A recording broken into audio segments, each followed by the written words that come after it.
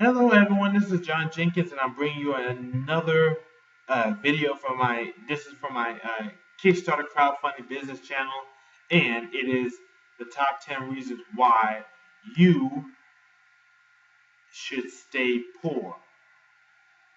I gave the first five on my main channel, and I'm gonna give the 6 through 10 on my Kickstarter business crowdfunding channel.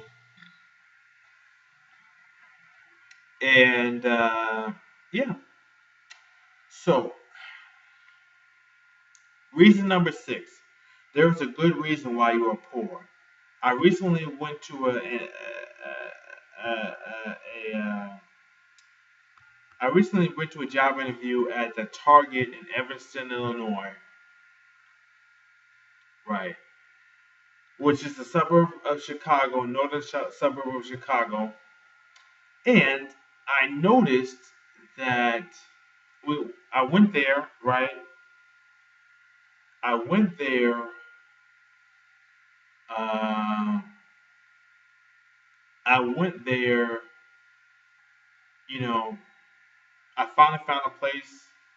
I had a little, I had a little trouble because the street numbers were incorrect, so it was hard to find a place because the incorrect street numbers were there. So I had to do a little investigation to find a place. I got there early. I still got there early because I left super early to get there, and they brought us in this room where all the interviewers were, and every single interviewer was a white woman. Now, I'm not saying this to be racist. I'm not trying to be a racist or all this other. I'm not a social justice warrior. I'm not anything. But all the interviews were white women. There was not a single black male employee that I saw in the entire store. I walked through the front. I walked through the back. I walked through the aisles. I didn't see a single black male employee in the entire store. Um, you know, you go to networking events, and you notice that you go to networking events. You notice that the black people hang out with the black people. The white people hang out with the white people. Asians with Asians. Cool with cool. Uncool with uncool.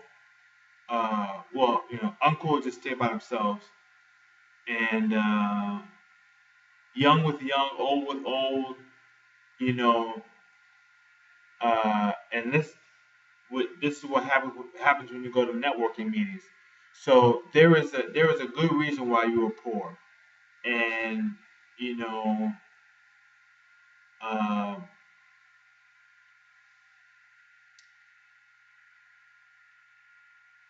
what what I'm saying is that your poverty might not be your fault, and as a conservative, I know that people are gonna say that I'm blaming the victim, which is uh, rich people are the victim because they're being blamed for my poverty. But there is a good reason why you're poor. Your poverty might not be your fault. It's that maybe you should not take the blame for your poverty because you know um,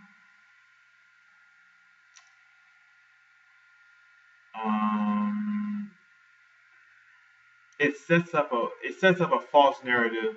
It sets up uh, uh, a failing situation where uh, you know, somebody else will uh, ignore somebody else will ignore every positive thing you ever did in your life. Somebody else will ignore every effort you make to be successful, ignore all of your accomplishments, ignore everything, and they will uh, wait for you to make one mistake, and then they will blackmail you your entire life for that one mistake. You know,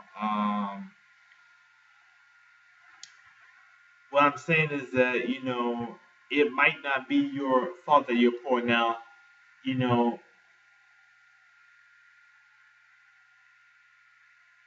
rich people who are rich would say, uh, well, people who are rich would say people who are rich would say there is no racism, there is no prejudice. You're just lazy and all this other stuff. Uh, but uh, uh, you know,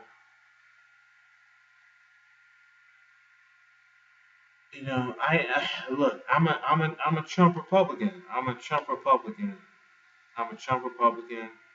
But racism is well documented in this country. Racism uh,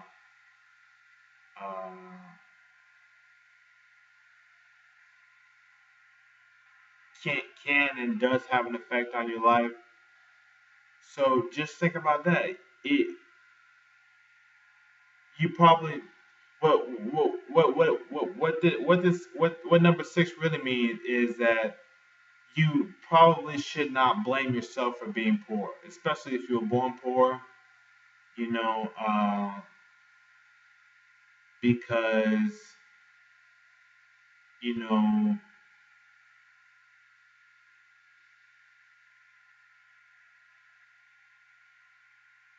it's probably not your fault. I've seen people who've gotten rich. I've seen people who stayed poor, and it's probably not your fault that if you're poor. Is all I'm trying to say. It's probably not your fault, and you shouldn't feel ashamed. You should not feel ashamed of being poor. You know,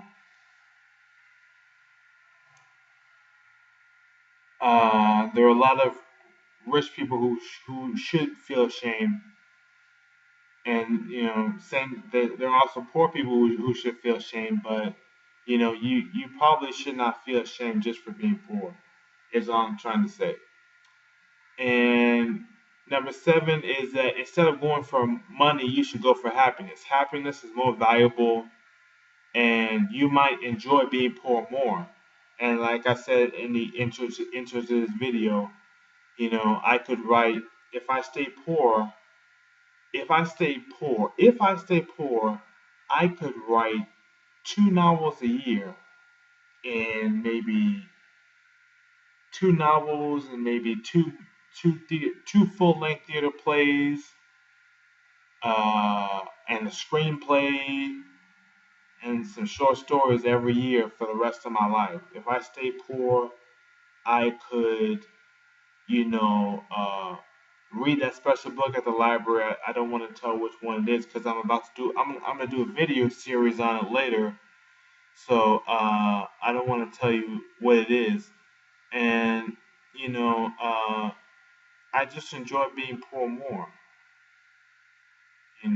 I enjoy as much as I complain that I want to be rich, as much as I want to have my cake and eat it too. I do enjoy being poor more. I mean, like you would be so surprised of how comfortably you can live on $700 a month. In 2017, you would be surprised how comfortably you can live on $700 a month. You can do all sorts of stuff. Um, so yeah. And number eight, The Obstacle is Away. I told you earlier about the book I read by Ryan Holiday called The Obstacle is Away. It was an advertisement. It was basically an introduction to Stoicism, the old philosophers like Plato, Socrates, Epicurus. Um, it was an introduction to Stoicism, and basically the obstacle is away. So if your obstacle is that you're poor, then poverty is your way to success. And that's really the focus of this whole video, is that trying to look at things a different way. The obstacle is the way. If you are poor, and no matter how many uh, uh, get rich books you read, no matter how many seminars, no matter how many affiliate marketing programs you join, network marketing, multi-level marketing, no matter how many businesses you start, if you never get any money, no matter how hard you work, no matter what you do, then maybe the universe is sending you a signal that poverty is your way to success. You know, that being poor, that the obstacle to your success is the way to success. So if you want to get to success from poverty, then poverty is your way to success. And that that's how I'm trying to think. That's why I made this video, because that's how that's how you really succeed in life. You know, the thing is that all of those uh, all of those snobs, all of those snobs who wouldn't talk to you because you were not uh, born wealthy. Well, when you get to be wealthy, you're gonna have to befriend those same snobs.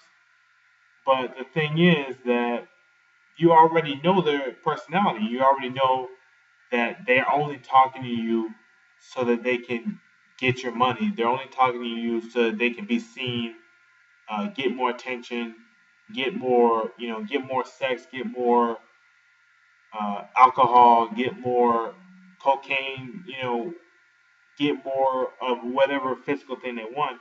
They're only talking to you to get something for themselves. And so, if you already know how disgusting and unlikable these people are, and that they only get attention because they pay for it, then why would you put yourself in a situation where you would have to be friends with that person, where you would have that person actually calling your house every week and emailing you, trying to get a hold of you? You know, being poor is an invisible shield. It can protect you from uh, uh, bad family members, bad romantic relationships, STDs, bad business relationships, bad debt. I mean, being poor really, being poor really protects you from credit card debt in particular, because if you are not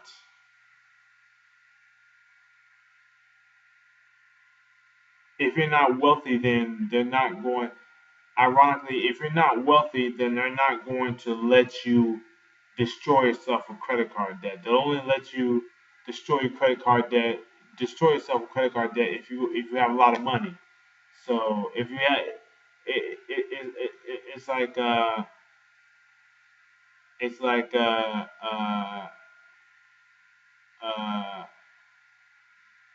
well, I don't want to say that because that would be inappropriate.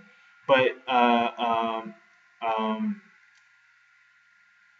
well, okay, it's like if you go to a high end restaurant, if you go to a nightclub, okay, and you want to get a bottle of Ciroc, they'll charge you $300. But if you are Floyd Mayweather and you go to the nightclub and get a bottle of Ciroc, it's free. So if you make $300 million in 1 year, then your bottle of Ciroc is free. But if you make $10,000 a year, your bottle of Ciroc is $300. They might even charge you $600. So uh, uh, uh,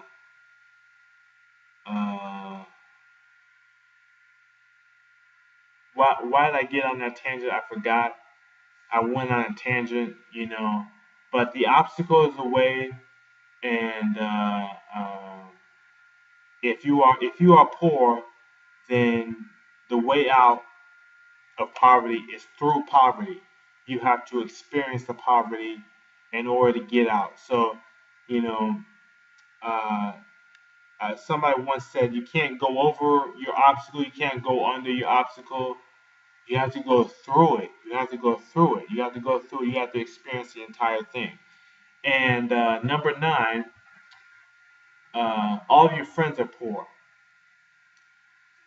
And I didn't want to put this on here at first, but it's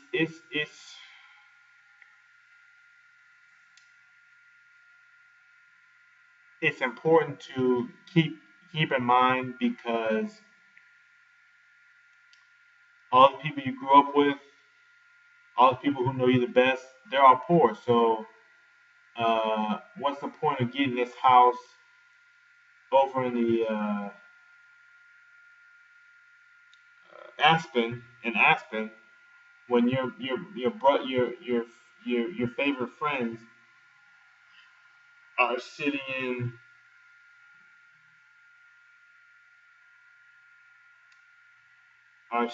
in the projects. And, what's the point of moving to somewhere else when everybody you care about is somewhere else? And uh,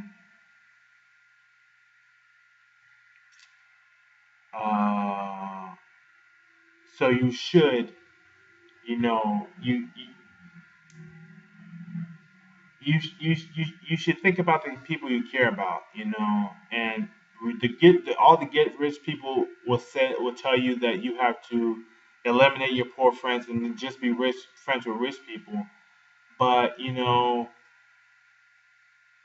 who wants to be around somebody who is just looking for somebody to extract wealth from? Who wants to be around somebody who is a narcissist?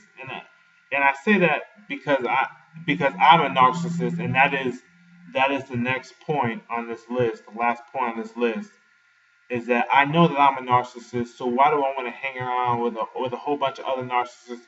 We all have the same weakness, and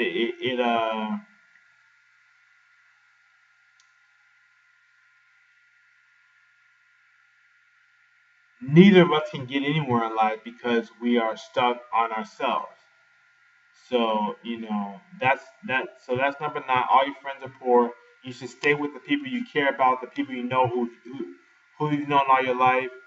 Don't if you're only if you are only if your only reason for making a new friend is because you see their bank account and you want to extract some of their money, what do you think they're gonna do to you? They're gonna extract your money, and then they're gonna dump you back to where they found you. So that's the ninth reason why you should stay poor. Number 10, and I only put this up here because I know myself, is that you think of yourself too much. And I've asked people this before, am I a narcissist? They were very kind in saying that I wasn't, but I really am because I just only think about myself in any situation. I don't have a wife. I don't have kids. I don't want. I've never. Uh, I've asked a woman to marry me before once, but I don't try to build relationships with people because I want to spend all my resources on me. I want to get all that benefit for me. Uh, and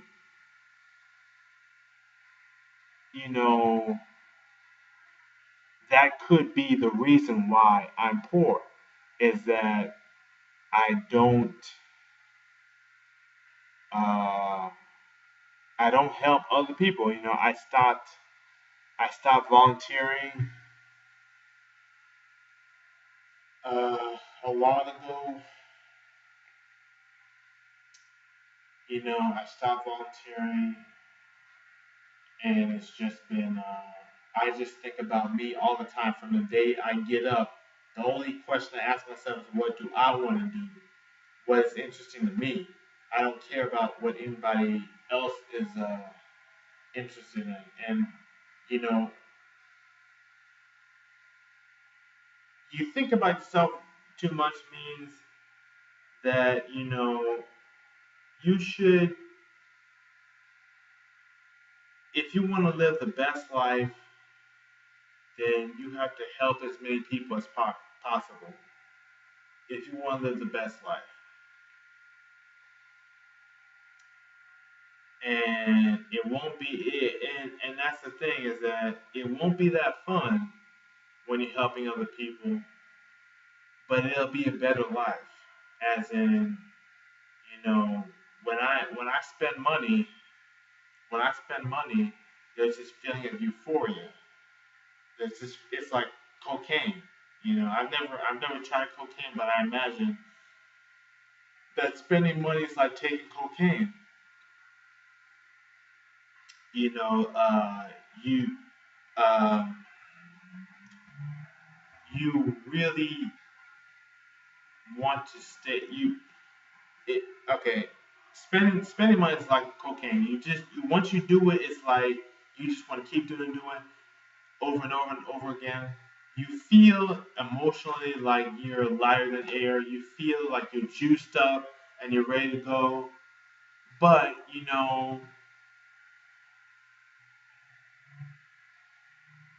I'm starting to see that that's not true happiness. The pain that you feel, that normal pain that you feel every day, that is a part of your happiness. That is a part of your happiness. It's like when you cook a whole chicken and you eat the liver. You know what I mean? That taste of the liver, that is the emotional pain that you carry inside of you. That is a part of your happiness. So you need to, basically what I'm saying is that you know we as humans don't really want what we get. We as human beings do not want what we want. We do not want to get what we want. We don't want to get what we want. And I won't use a certain example, but I'm just saying that, for the most part, 95% of people do not want to get what they want. They do not want to get what they desire. It's like when I get money, like it happens all the time. I will be waiting for something. I will be waiting to get some money for something, and I will be waiting for years and years and years to get that thing with my money. I will be waiting to get a certain episode of a certain TV show on DVD, right? And I'll be looking over that episode. I'll be window shopping on Google, on Amazon, all sort of stuff. But as soon as I get the money for it, I buy the next episode. I buy an episode from 2 years back, 2 years ahead. I buy something completely different. I buy a book. I buy I go to the store, buy office supplies, buy stationery, toiletries, things of that nature. So we don't really want what we want. We don't want to get what we want.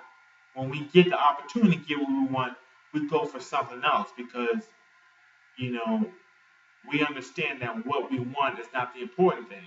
Uh, and we learned that very early in life when you were a kid and you were just crying and crying and crying and crying and crying for an ice cream cone or for a candy bar. And, you know, then 3 months later, you're at the doctor's office and they have to rip out one of your teeth. We learn at a very early age that we do not want what we want. We don't want what we want. What we feel in our heart that we really, really, really want, we don't want it. We want something else. And and finding that one thing that we actually do want That is the essence of philosophy,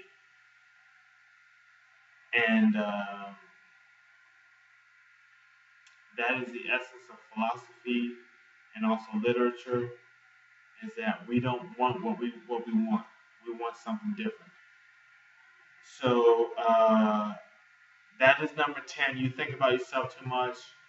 You should think about others. And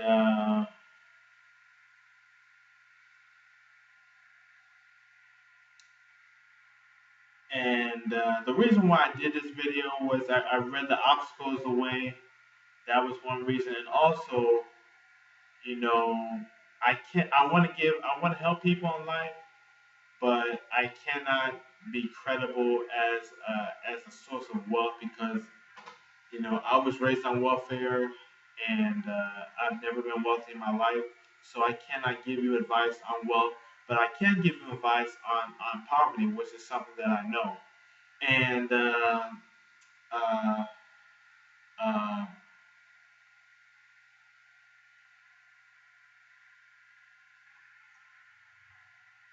yeah, yeah, and you know,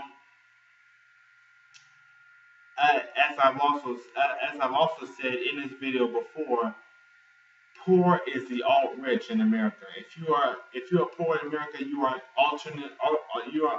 You are an alternative rich person. Poverty in America is just an alternative form of wealth. So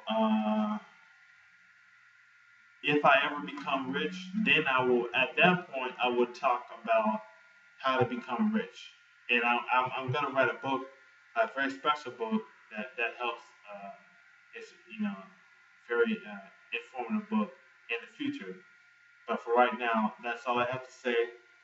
This is 6 through 10 for my 10 reasons why you should stay poor. Let me know what you think. The other video is on my main channel. And have a nice day. Bye.